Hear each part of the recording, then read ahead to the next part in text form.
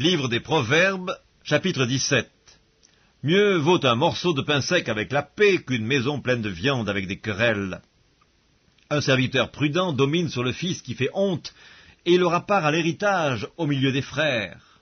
Le creuset est pour l'argent et le fourneau pour l'or, mais celui qui éprouve les cœurs, c'est l'Éternel. Le méchant est attentif à la lèvre inique, le menteur prête l'oreille à la langue pernicieuse.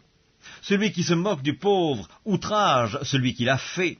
Celui qui se réjouit d'un malheur ne restera pas impuni. Les enfants des enfants sont la couronne des vieillards, et les pères sont la gloire de leurs enfants. Les paroles distinguées ne conviennent pas à un insensé, combien moins à un noble les paroles mensongères. Les présents sont une pierre précieuse aux yeux de qui en reçoit. De quelque côté qu'ils se tournent, ils ont du succès. Celui qui couvre une faute cherche l'amour, et celui qui la rappelle dans ses discours divise les amis.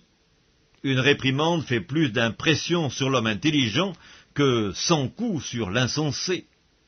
Le méchant ne cherche que révolte, mais un messager cruel sera envoyé contre lui. Rencontre une ours privée de ses petits, plutôt qu'un insensé pendant sa folie. De celui qui rend le mal pour le bien, le mal ne quittera point la maison. Commencer une querelle, c'est ouvrir une digue. Avant que la dispute s'anime, retire-toi. Celui qui absout le coupable et celui qui condamne le juste sont tous deux en abomination à l'Éternel. À quoi sert l'argent dans la main de l'insensé? À acheter la sagesse, mais il n'a point de sens. L'ami aime en tout temps, et dans le malheur il se montre un frère. L'homme dépourvu de sens prend des engagements, il cautionne son prochain.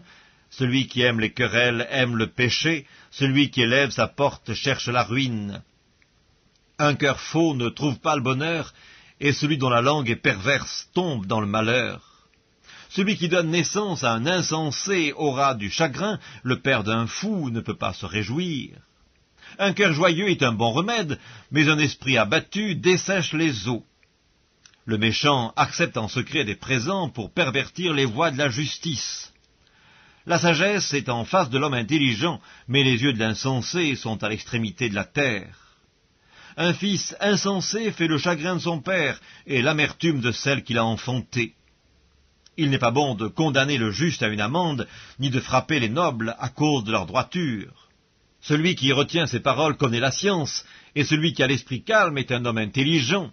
L'insensé même, quand il se tait, passe pour sage. Celui qui ferme ses lèvres est un homme intelligent.